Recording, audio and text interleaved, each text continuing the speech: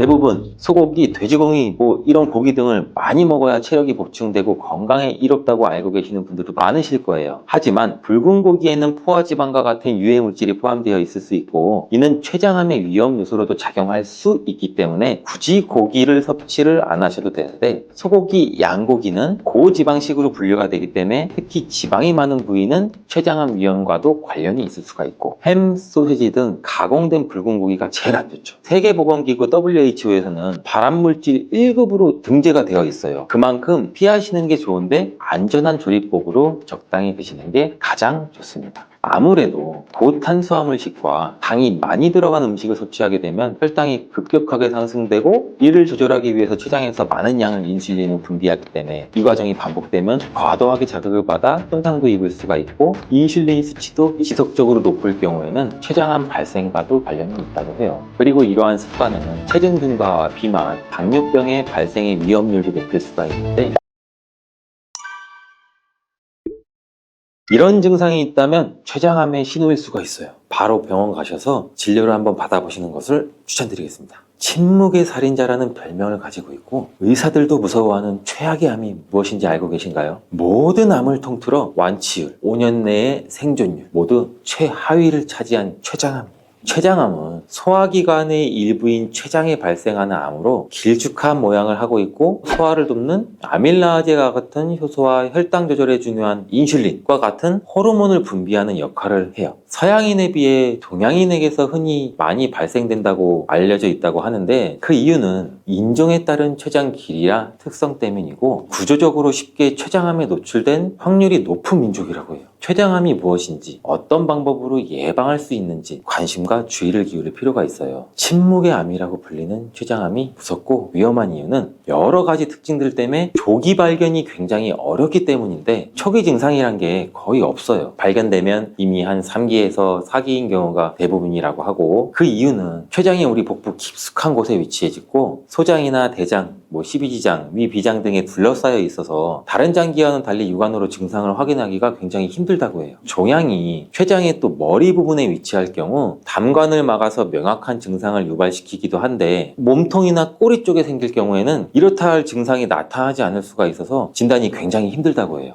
그리고 다른 암에 비해 전이 속도가 또 매우 빠르다는 특징이 있어서 환자분들께서 증상을 느끼고 병원을 방문했을 때는 이미 병이 어느 정도 진행된 상태인 경우도 많고, 치료도 쉽지가 않다고 하는데, 방사선 치료나 항암 치료에 대한 반응이 다른 암에 비해서 낮은 편이고, 췌장암이 가지고 있는 이 특수한 유전자 변이가 치료에 대한 저항성을 증가시키기 때문이라고 해요. 수술이 잘 되더라도 육안으로는 보이지 않는 미세한 암이 남아있는 경우도 많아 미세 전이도 잘 되고, 대부분 암이 진행된 후 발견되는 경우도 많고, 수술 절제가 가능한 케이스는 20% 이내라고도 하더라고요. 운 좋게 수술을 하더라도 5년 생존율이 14.3% 정도고, 초기부터 말기까지 췌장암 전체적인 단계에서 5년 생존율은 단 5%밖에 되지 않는다고 하네요.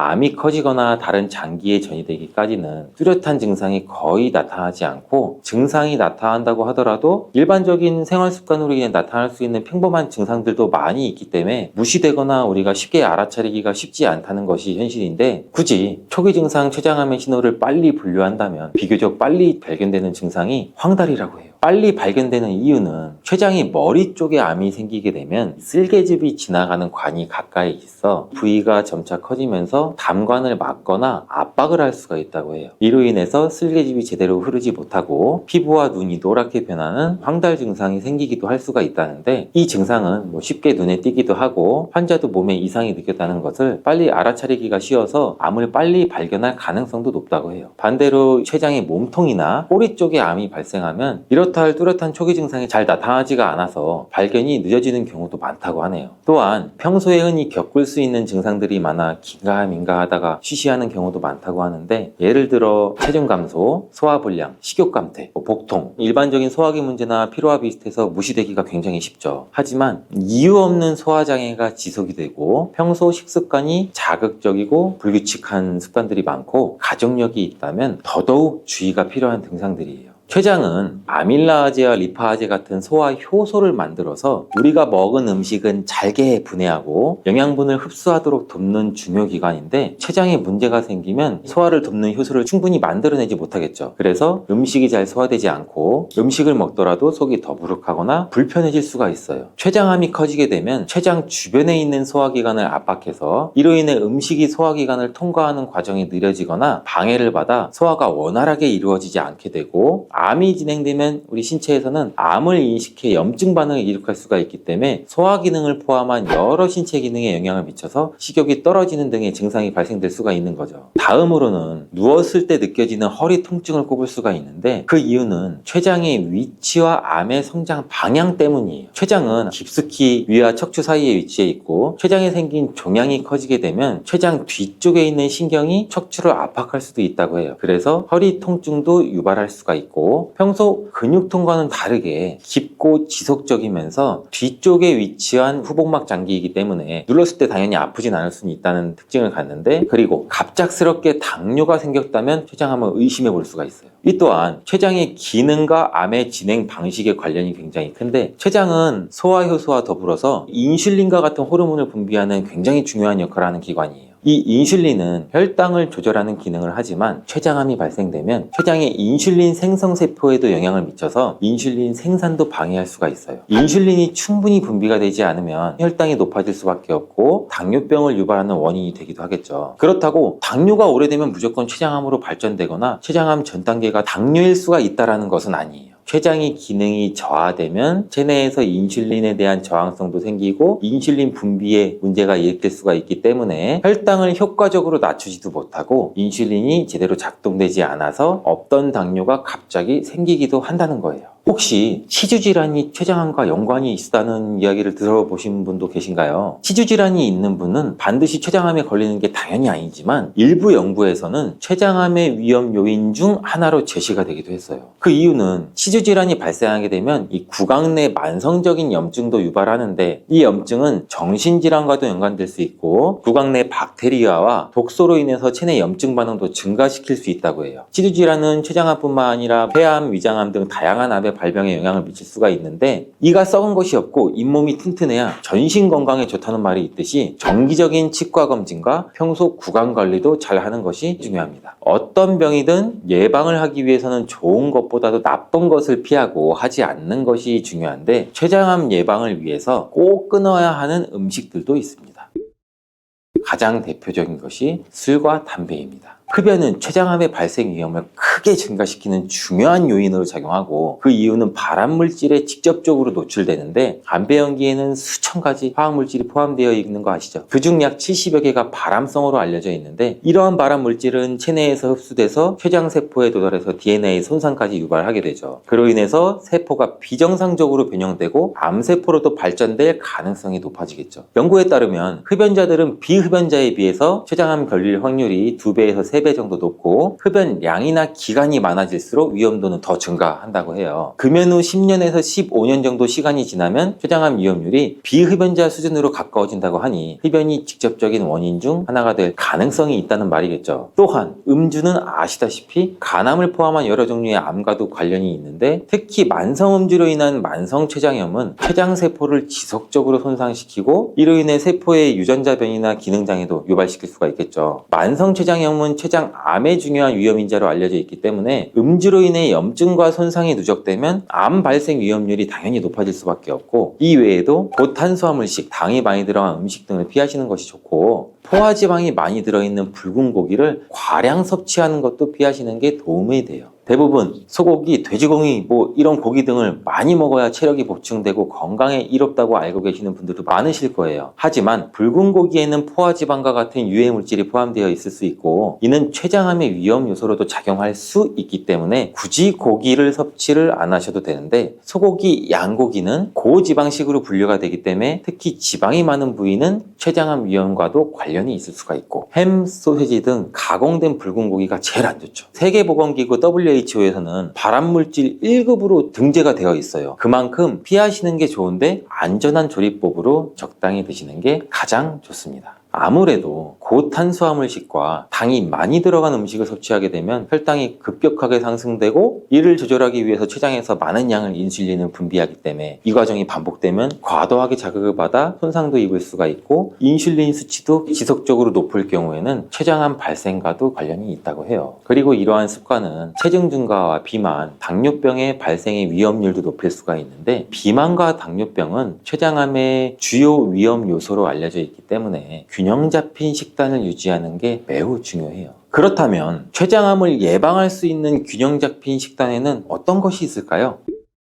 대표적으로는 현미밥을 주식으로 하는 거예요. 현미는 백미에 비해서 섬유질이 훨씬 풍부하게 함유가 되어 있고 소화과정 개선, 장 건강 이렇게 암 예방에 중요한 역할을 하는데 특히 섬유질은 체내 독소를 배출시키고 염증 수치를 줄이는 데도 큰 도움을 주기 때문에 염증을 줄이는 식단으로는 현미가 효과적이에요. 또한 이러한 현미는 저혈당 지수 식품으로서 혈당 상승을 느리게 만들고 일정하게 유지시켜주는 역할도 하기도 하는데 연구에 따르면 이 현미는 인슐린 감수성도 개선하고 우리 몸의 당 흡수도 완화시킬 수 있다고 해요. 인슐린 감수성이란 인슐린이 우리 몸 세포에 효과적으로 작용하는 정도를 말하는데 쉽게 말해 인슐린 감수성이 높다는 것은 인슐린이 정상 기능을 해서 혈당을 효율적으로 잡을 수 있다는 걸 말하겠죠. 현미밥은 흰 쌀만큼 정제가 되지 않았기 때문에 신경 써서 꼭꼭 씹어 드시지 않을 경우에는 오히려 독으로 작용할 수도 있어요. 현미를 분해시키기 위해서는 아밀라아제라는 효소가 필요한데 이 아밀라아제는 특히 침 속에 많죠. 그렇기 때문에 최소한 30번 이상은 씹어야지 현미를 분해할 수 있는 소화 효소가 잘 만들어지게 돼요. 음식물이 분해되지 않고 장으로 넘어가게 되면 췌장에서 더 많은 효화 효소들을 분비해야 되기 때문에 췌장에서 부담을 느낄 수가 있겠죠. 그렇기 때문에 충분히 씹어 드시는 게 중요합니다. 그리고 육류를 아예 드시지 말라는 게 아니고 드셔야 한다면 기름기가 많이 없는 부위로 찌거나 삶는 것이 좋고 과일과 녹황색 채소를 생활화해서 드시면 좋습니다. 이러한 녹황색 채소에 포함된 엽록소는 세포 재생과 해독작용을 돕고 파이토케미컬이라는 성분은 암세포 성장을 또 억제시키는 효과도 같이 가지고 있는데 이 성분은 체내 염증과 산화 스트레스를 줄여서 췌장암의 위험을 감소시키는 데도 도움이 될 수 있다고 해요. 여러 연구에서 녹황색 채소의 정기적인 섭취가 췌장암 발생 위험을 감소시킨다는 결과도 있으니 시금치, 브로콜리, 케일, 양배추 꾸준히 섭취하면 암 예방에 도움이 될 수가 있겠죠.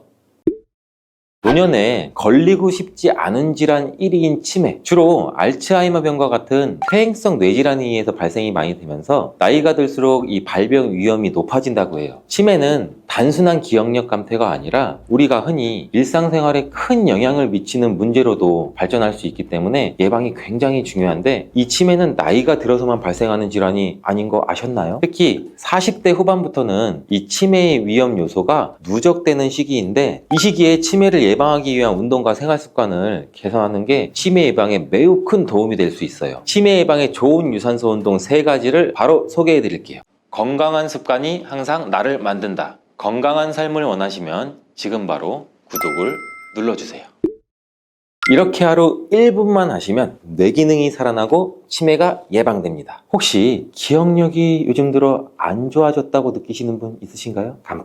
깜빡 무언가를 자주 잊어버리고 뭘 가지러 나갔다가 생각이 안 나서 돌아오신 분들도 많고 저도 차 키를 집에 두고 차 앞에 와서야 생각난 적이 진짜 한두 번이 아닌데요. 이러다가 문득 이거 너 치매 초기 증상 아니야? 하고 생각이 든 적 저도 있는데 여러분도 그렇지 않으세요? 노년에 걸리고 싶지 않은 질환 1위인 치매, 중년 이후에는 이 치매를 예방하기 위한 노력이 더욱 중요하다는 사실 알고 계신가요? 그렇다면 제가 치매 예방에 도움이 되는 운동과 활동을 한번 알려드리도록 해볼게요. 이 치매는 뇌의 기능이 점차 저하돼서 기억력이나 사고력, 언어 능력 등 여러 인지 기능이 감소하는 질환인데 주로 알츠하이머병과 같은 퇴행성 뇌질환에 의해서 발생이 많이 되면서 나이가 들수록 이 발병 위험이 높아진다고 해요. 치매는 단순한 기억력 감퇴가 아니라 우리가 흔히 일상생활에 큰 영향을 미치는 문제로도 발전할 수 있기 때문에 예방이 굉장히 중요한데 이 치매는 나이가 들어서만 발생하는 질환이 아닌 거 아셨나요? 물론 나이가 많을수록 발병 위험이 높은 건 사실인데 이 뇌의 구조나 기능에 변화가 생기면서 나타나는 질환이라 중년부터 뇌 건강을 관리하는 것이 치매 예방의 핵심입니다. 이 뇌는 20대 때부터 서서히 노화가 시작되고 30대 이후에는 이 뇌의 신경세포가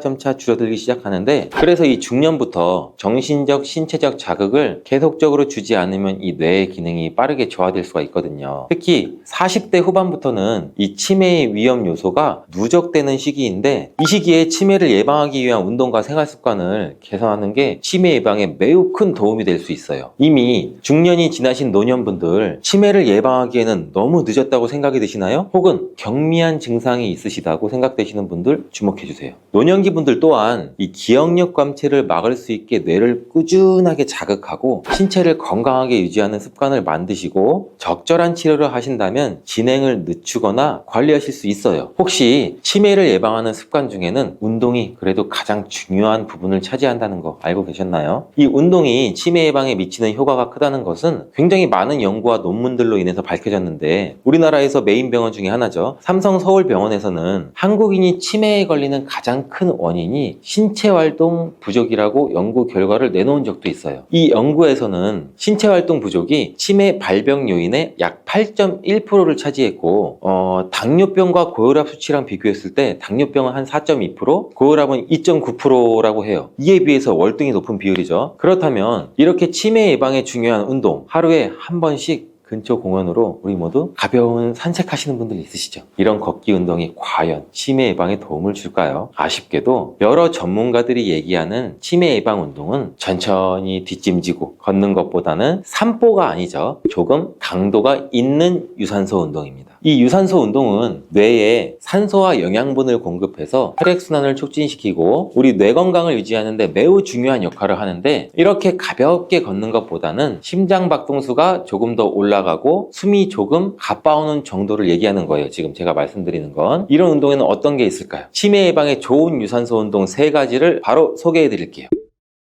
치매 예방에 좋은 첫 번째 유산소 운동, 빠르게 걷기입니다. 빠르게 걷기는 정말 가장 간단하면서도 효과적인 유산소 운동인데, 우리가 하루에 30분 이상만 빠른 속도로 한번 걸어보세요. 30분 이상 빠른 속도로 걸으면 체지방도 태워주고 굉장히 건강에도 유익한 효과가 바로 나타날 거예요. 이렇게 걷다 보면 숨이 조금 가파져 오는데 대화는 가능한 정도, 이 정도가 빠르게 걷기 운동이에요. 그냥 천천히 걷는 게 아니라 조금씩 빠르게 걸으면서 숨은 조금 가빠오고 땀은 조금 나고, 천천히 걷는 게 아니라는 거 꼭 알아주세요. 이렇게 빠르게 걷기를 통해서 우리 몸의 심박수가 조금씩 올라가면서 혈액순환도 촉진되고 뇌로 가는 산소와 영양분 양도 증가되게 되는데, 이 과정에서 뇌 세포의 활성화도 이루어지고 기억력이나 인지기능 자체가 유지가 되는 거예요. 또한 이러한 걷기는 이 스트레스 해소에도 매우 효과적이고 우울증 예방에도 큰 도움이 된다는 결과들도 있어요. 두 번째는 수영입니다. 전신을 사용하는 유산소 운동 굉장히 좋죠. 관절에도 부담을 주지 않고 또 굉장히 효과적인 운동인데, 수영을 하면 전신 근육을 사용해서 심박수도 증가시키고 뇌로 가는 혈류도 증가시키는데 굉장히 도움을 많이 줘요. 또한 이러한 수영은 운동 강도 자체를 조절하기도 쉬워서 누구나 할 수 있는 운동인데, 신체의 다양한 부위를 활용해야 하기 때문에 뇌의 여러 부분을 동시에 자극을 시키고 이 물 속에서의 감각이 또 심리적으로 안정도 줘서 이 수영을 꾸준히 하면 신경 가소성이 증진돼서 치매 예방에도 굉장히 유익해요. 세 번째 유산소 운동은 계단 오르기입니다. 자, 계단 오르기는 굉장히 간단하고 많이들 들어보셨던 운동이죠. 굉장히 효과적인 운동이에요. 계단을 오르는 것은 하체를 강화시키기도 하고 이 심박수도 높이는데 매우 탁월한 운동인데, 이 운동은 집이나 직장이든 어디든 할 수가 있죠. 이 운동을 함으로써 우리 몸의 엉덩이나 대퇴사두근 이런 쪽의 근육도 강화시키고 동시에 뇌 기능도 자극할 수 있어서 매우 좋은 운동이에요. 하루에 10분에서 15분 정도 계단을 오르락 내리락 하면 체력 향상도 되고 뇌의 혈액순환도 굉장히 많은 도움이 돼요. 치매에 좋은 운동은 그럼 유산소 운동만 있냐? 아니에요. 근력 운동도 우리 치매 예방에 굉장히 많은 도움을 줘요. 이 근력 운동을 통해 몸의 근육을 강화하면 뇌의 신경세포를 자극해서 우리 인지 기능을 유지하는 데 굉장히 효과적인데요. 어떤 근력 운동이 치매에 좋은지 추천하는 운동들 지금 바로 제가 알려드릴게요.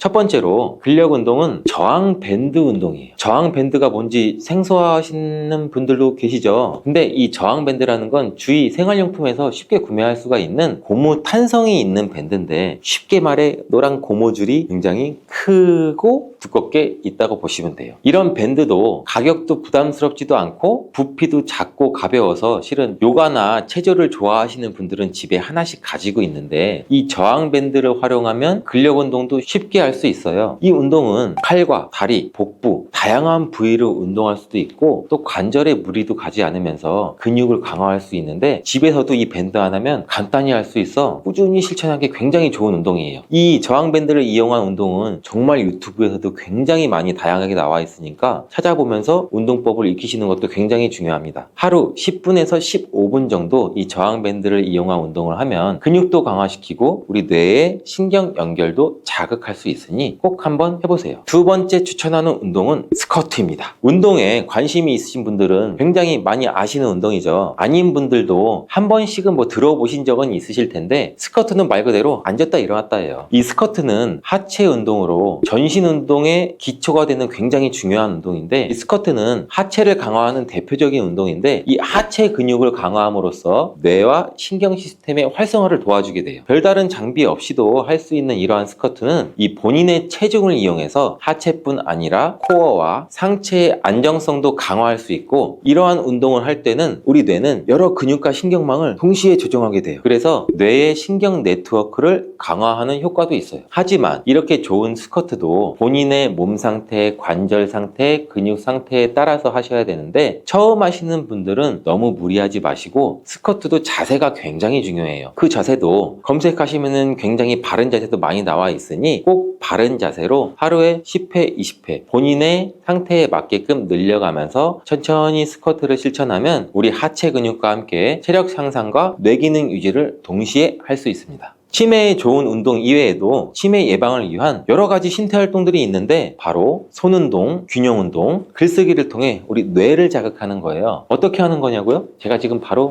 말씀드릴게요.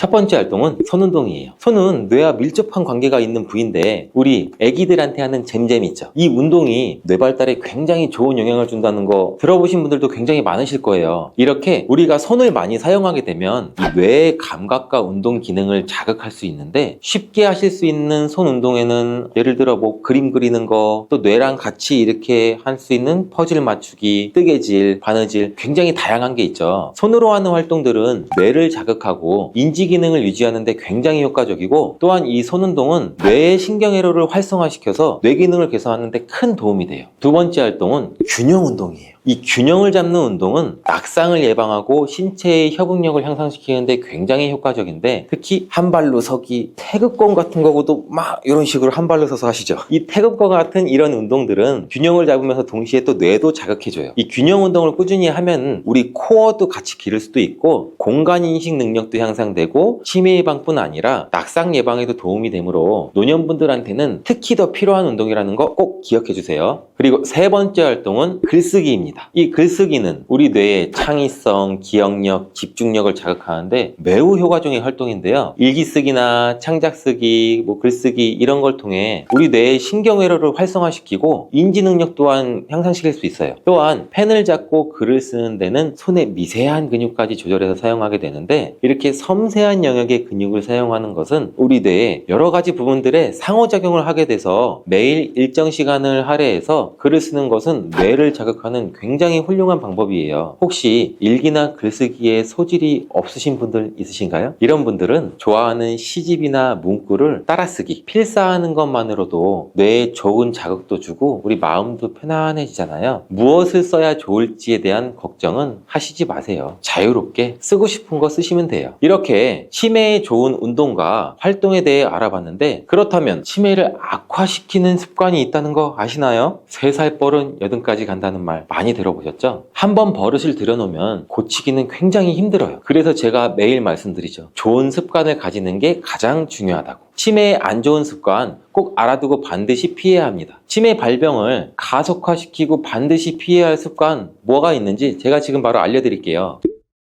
첫 번째 습관은 집 안에만 있기예요. 우리 집 안에서만 생활을 하면 신체와 정신이 모두 늙어요. 활발하게 자극을 받질 못해요. 외출하고 사회적인 교류를 하고 사회적인 활동을 하고 이런 것은 뇌를 자극하고 인지기능을 유지하는 데 굉장히 중요한데요. 외부 환경에서 다양한 자극을 받으면서 활동하는 것이 우리 뇌 건강을 유지하는 데 굉장히 효과적이니 가급적이면 집에 있지 말고 자주 나가서 조금이라도 활동을 하시는 걸 추천을 드릴게요. 두 번째 습관은 가공 탄수화물 섭취예요. 빵, 떡, 과자, 국수 이렇게 가공된 탄수화물 음식은 혈당도 급격하게 올릴 뿐만 아니라 우리 몸의 염증 반응도 촉진시켜서 뇌 건강에 굉장히 부정적인 영향도 미쳐요. 특히 정제된 탄수화물이나 단순당을 자주 섭취하면 우리 뇌에 알츠하이머 병과 같은 질환을 유발할 수 있는데, 이는 또 가공 탄수화물 식품들이 입에는 맛있죠. 근데 치매 예방을 위해서라면 이제부터는 꼭 몸에 좋은 과일, 채소, 통곡물 이러한 건강한 식사를 통해 우리 뇌를 보호하는 거 잊지 말고 실천해 주세요. 특히 여성의 경우에는 폐경 이후에 나타나는 호르몬의 변화로 인해서 고지혈증이 더 취약해져요. 고지혈증은 남성들이 더 위험한 거 아니야? 여성분들 굉장히 의외죠. 여성분들은 폐경 이후 고지혈증의 위험이 급격하게 증가가 되는데, 여성 폐경 이후 호르몬 변화로 인해서 나쁜 콜레스테롤이라고 불리는 LDL 수치가 증가하고 좋은 콜레스테롤이라고 부르는 HDL 수치는 감소하게 돼요. 이 LDL이 중성지방 수치를 높이는 경향이 있기 때문에 고지혈증에 걸릴 수 있는 확률이 높아질 수 있죠. 미국 하버 UCLA 의료센터 연구팀은 체내 콜레스테롤 합성은 저해하는, 나이가 들면서 점점 건강관리가 점점 더 중요해지는데, 혹시 주위에서 혈관질환 관리를 못해서 갑자기 쓰러지셨다는 소식 들어보셨나요? 고지혈증, 뇌졸중, 심근경색과 같은 질병은 혈관에 쌓인 지방이 주범인데, 혈액 속 지방의 수치가 높은 고지혈증은 우리의 건강을 크게 위협할 수 있어요. 이 고지혈증이 과연 무엇이며 어떻게 하면 관리할 수 있는지, 고지혈증에 대한 모든 것 같이 알아볼게요. 고지혈증이란 단어 많이 들어보셨죠? 피검사 결과를 볼 때 익숙하게 듣는 단어죠. 이 고지혈증이라는 게 뭘까요? 고지혈증은 우리 몸에서 중요한 역할을 하는 콜레스테롤이 과하게 축적돼서 혈관에 문제가 생기고, 이런 상태를 말하는데, 이는 심혈관 질환과 다양한 합병증도 일으킬 수가 있어요. 주된 원인 중에 하나죠. 고지혈증은 혈액 속에 있는 지방질, 특히 콜레스테롤이나 중성지방 수치가 정상 범위를 초과하는 상태를 말하는데, 일반적으로 이러한 고지혈증은 총 콜레스테롤 수치, 중성지방 수치, 또 나쁜 콜레스테롤인 LDL 수치, 가장 기본적으로 이 수치를 기준으로 고지혈증에 대한 약도 달라지고 약에 대한 기준도 세울 수가 있는데, 고지혈증은 초기에는 아무런 증상이 잘 나타나지 않아 잘 인지가 되지 않지만, 이 상태가 오래 지속이 되면 혈관에 지방이 쌓여서 동맥경화도 일으킬 수가 있고, 결과로 심장병이나 뇌졸중, 고혈압 등 심각한 혈관 질환으로 이어질 수 있는 매우 위험한 상태가 될 수가 있죠. 콜레스테롤, 듣기만 해도 뭔가 몸에 해가 될 것 같고 우리 체내에서 빨리 없어져야 할 것 같죠? 근데 콜레스테롤이 우리가 흔히 나쁜 것이라고만 생각하시는 성분인데, 사실 우리 몸에서 중요한 역할을 하는 지방 성분, 이거 아셨나요? 콜레스테롤은 세포막, 호르몬, 비타민 D, 그리고 그 외 여러 가지 인체에 필요한 것들을 만들어내는 데 중요한 역할을 해요. 이에 대해서 먼저 몇 가지 알려드릴게요. 콜레스테롤은 모든 세포의 세포막을 구성하는 중요한 성분이고, 혈관을 막는 주범인 콜레스테롤이 우리의 세포막을 구성하는 중요한 성분이라니 참 의외인데요. 세포막은 이 세포가 외부 환경과 소통하고 영양소를 흡수하고 노폐물을 배출하는 역할을 하죠. 이 콜레스테롤이 부족하면 세포막의 기능이 제대로 이루어지지 않게 되기 때문에 세포가 제 기능을 하지 못할 수가 있어요. 또한 콜레스테롤은 호르몬을 만드는데 꼭 필요해요. 예를 들어 성호르몬인 에스트로겐과 테스토스테론, 그리고 부신 호르몬 합성하는 데 중요한 역할을 하고, 콜레스테롤이 몸속에 없다면 호르몬 불균형이 발생해서 여러 가지 건강 문제가 또 생길 수가 있어요. 피부에서 햇빛을 받으면 콜레스테롤을 이용해서 비타민 D를 만든다는 거 알고 계셨나요? 콜레스테롤이 비타민 D의 합성에도 영향을 준다니 놀라셨죠? 우리가 잘 알고 있는 비타민 D는 뼈 건강을 유지하는 데 필수적이고 면역 체계를 강화하는 데도 중요한 역할을 해요. 콜레스테롤이 없다면 필수적인 비타민 D를 체내에서 만들지 못하게 돼요. 이렇게 우리 체내에 필수적이고 중요한 콜레스테롤, 그러나 콜레스테롤이 과다하게 축적이 되면 우리가 걱정하는 큰 문제가 되는데, 콜레스테롤 수치가 높은 상태, 다른 말로 고콜레스테롤의 위험성, 그리고 그에 따라 생기는 질병들, 바로 한번 알려드릴게요.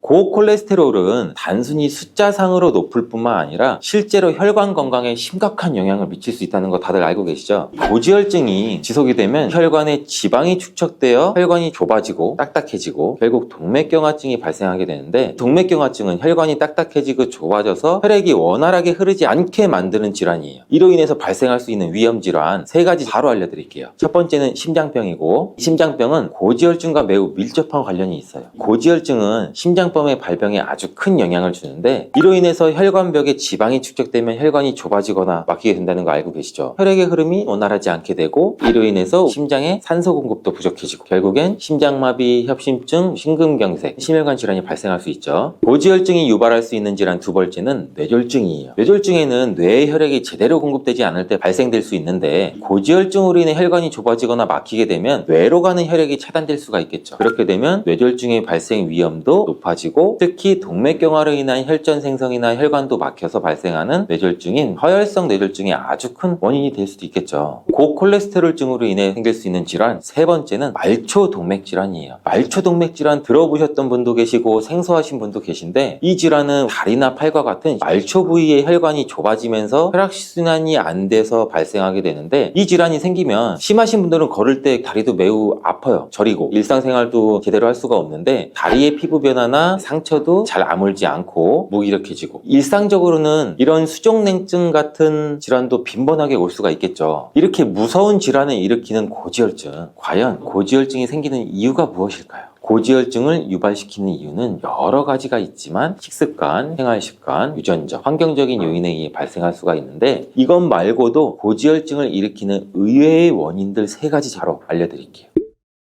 첫 번째, 나이와 성별이에요. 우리가 흔히 얘기하는 가족력이라고 얘기하는 유전적 요인 말고도 자연스럽게 나이가 들면서 고지혈증의 위험이 커져요. 이는 호르몬의 변화, 대사율 감소, 그리고 혈관의 탄력성 감소 등의 이유로 발생하게 되는데, 특히 여성의 경우에는 폐경 이후에 나타나는 호르몬의 변화로 인해서 고지혈증이 더 취약해져요. 고지혈증은 남성들이 더 위험한 거 아니야? 여성분들 굉장히 의외죠. 여성분들은 폐경 이후 고지혈증의 위험이 급격하게 증가가 되는데, 여성 폐경 이후 호르몬 변화로 인해서 나쁜 콜레스테롤이라고 불리는 LDL 수치가 증가하고, 좋은 콜레스테롤이라고 부르는 HDL 수치는 감소하게 돼요. 이 LDL이 중성지방 수치를 높이는 경향이 있기 때문에 고지혈증에 걸릴 수 있는 확률이 높아질 수 있죠. 미국 하버 UCLA 의료센터 연구팀은 체내 콜레스테롤 합성을 저해하는 스타틴 계열의 약물을 복용하고 있는 폐경기 여성 579명을 대상으로 심혈관 질환 발병률을 추적 관찰했대요. 폐경 이후 여성 호르몬의 급격한 감소로 인해서 심장 동맥의 플라크 수치가 고령 여성의 경우 젊은 여성에 비해 훨씬 빠른 속도로 증가된다고 발표했어요. 그래서 젊었을 때보다는 중년 이후에는 남녀 불문하고 고지혈증을 관리하는 게 중요하다고 말씀드리는 거예요. 두 번째는 고지혈증을 일으키는 원인은 비만이에요. 많은 논문과 실험을 통해서 과체중이나 비만은 고지혈증의 주요 원인 중 하나라고 입을 모아 말씀하시는데, 비만이 되게 되면 지방세포가 비정상적으로 또 커지게 되고, 이 세포에서 염증 물질이나 호르몬이 분비가 되는데, 이로 인해서 지방대사가 비정상적으로 이루어져요. 이것이 지속이 되다 보면 결국에 중성지방과 나쁜 콜레스테롤인 LDL 수치가 높아지고, 좋은 콜레스테롤인 HDL 수치는 낮아지는 거죠. 또한 비만은 인슐린 저항성도 증가시키게 돼서 혈액 내 혈당에 대한 인슐린의 반응이 잘 안 된다, 쉽게 설명드릴 수가 있는데, 이게 혈당 조절 문제도 일으키게 되고, 콜레스테롤 중성지방 농도도 급혀서 지방이 간에 축적이 돼서 지방간과 같은 증상도 일으킬 수가 있겠죠. 고지혈증을 막기 위해서는 체중 관리가 필수라는 거 잘 아셨죠? 고지혈증에 악영향을 주는 세 번째 원인, 흡연과 음주예요. 담배는 백해무익이라고 하잖아요. 세계적으로 금연 캠페인도 많이 하고 있고, 혈관 질환을 예방을 위해서는 이 두 가지는 꼭 끊던지 줄이시는 게 좋은데, 흡연과 음주는 고지혈증에 안 좋은 습관이에요. 흡연은 혈관도 수축시키고 나쁜 콜레스테롤인 LDL 수치도 높이면서 좋은 콜레스테롤인 HDL 수치도 감소시키는 원인이 되고, 흡연은 혈관벽도 손상시키고 동맥경화증도 유발시킬 수 있고 심장병, 뇌졸중, 나쁜 거를 마시고 계시잖아요. 또한 음주도 중성지방도 높일 수 있고 고지혈증도 일으킬 수가 있고 체중 증가에도 영향을 미칠 수가 있고, 위에서 말한 비만으로 인해서 악영향을 줄 수가 있죠. 이렇게 위험한 고지혈증을 예방하기 위해서 먹어야 할 음식들도 궁금해 하실 거예요. 과연 무엇을 먹어야 혈관 건강에 도움이 되는지 세 가지 알려드릴게요.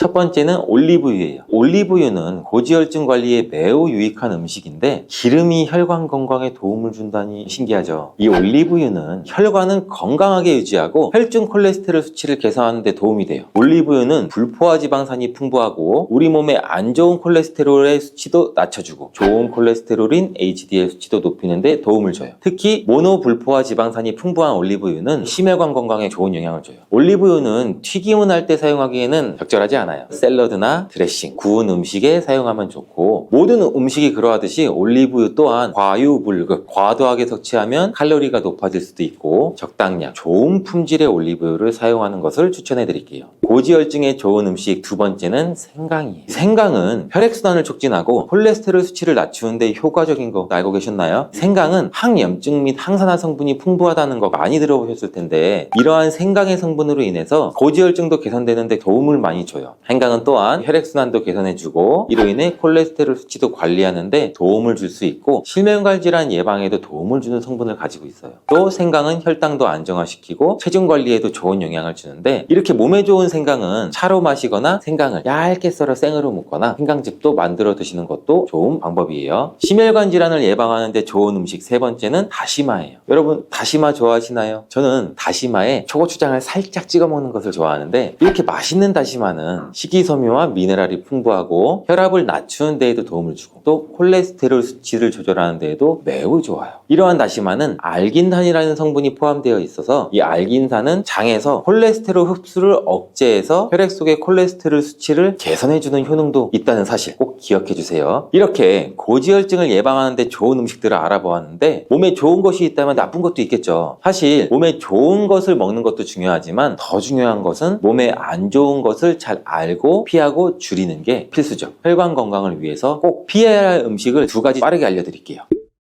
고지혈증을 위해서 절대 피해야 할 음식 첫 번째는 튀김류예요. 튀김류에는 트랜스 지방이 많이 포함되어 있어서 나쁜 콜레스테롤을 증가시킬 수가 있어요. 트랜스 지방이 건강에 관심 있으신 분들이면 익숙한 단어일 거예요. 트랜스 지방은 식물성 기름을 부분적으로 경화시키는 과정에서 만들어지는 불포화 지방의 일종인데, 자연적으로 일부 동물성 식품에서 미량 존재할 수는 있어요. 대다수 트랜스 지방은 가공식품, 튀긴 음식, 패스트푸드, 라면 등에 들어있죠. 이 트랜스 지방이 고지혈증도 악화시키고 체중 증가와 혈당 증가를 초래할 수 있는데, 트랜스 지방은 체내 염증 반응도 촉진할 수가 있어요. 이게 지속이 되면 혈관에 손상도 주고 동맥경화도 가속을 시킬 수가 있고 결과적으로 심혈관 질환에 대한 위험을 높일 수가 있어요. 혈관 건강을 위해서는 꼭 피해야 하는 음식 두 번째는 빵입니다. 정제 탄수화물 빵은 혈관 건강에 악영향을 주는데 그 중에서 포화지방까지 함유되어 있는 경우가 많아요. 예를 들면 버터 대신 마가린을 써서 만든 크루아상, 고로케, 꽈배기, 튀김 빵 종류, 동물성 크림 대신 쇼트닝을 넣은 크림빵 같은 종류는 칼로리도 높고 포화지방도 들어있어 혈관 건강에도 안 좋아요. 또 흰빵이나 달콤한 빵은 혈당 수치를 급격히 올릴 수가 있겠죠. 중성지방도 증가시킬 수가 있고, 정제된 탄수화물은 우리 몸에서 빠르게 당으로 전환이 돼서 인슐린 저항성도 초래할 수가 있기 때문에 가급적이면 빵의 섭취를 줄이시는 것을 좋고, 맛있는 빵은 고지혈증을 악화시킬 수 있는 위험성을 명심해 주세요. 그래도 이렇게 맛있는 빵을 안 드실 수가 있으니 적당히 섭취하는 거 아시겠죠? 이번에는 콜레스테롤에 관한 문제 하나 드릴게요. 다 같이 한번 맞춰보세요. 문제 바로 나갑니다. 콜레스테롤의 70%에서 80%는 우리 몸에서 합성된다? 이 말이 사실일까요? 답을 알려드리겠습니다. 네, 맞습니다. 인체에서 콜레스테롤의 약 80%는 체내에서 합성이 돼요. 정답을 알고 놀라시는 분들도 많으셨을 거예요. 우리 몸에 간에서 콜레스테롤이 합성이 되는데, 이는 우리가 먹는 음식에서만 공급이 되는 것이 아니라 체내에서 자체적으로 생산이 된다는 뜻이에요. 콜레스테롤을 합성하는 주요 경로는 간에서 이루어지고, 이 과정은 유전자와 호르몬 등등의 영향을 받아요. 그렇다면 우리가 먹는 것은 콜레스테롤 수치에 별 영향이 없으면 아무렇게나 막 먹어도 괜찮나요? 당연히 아니겠죠. 콜레스테롤은 우리 간에서 주로 합성이 되지만, 그럼에도 불구하고 우리가 음식에서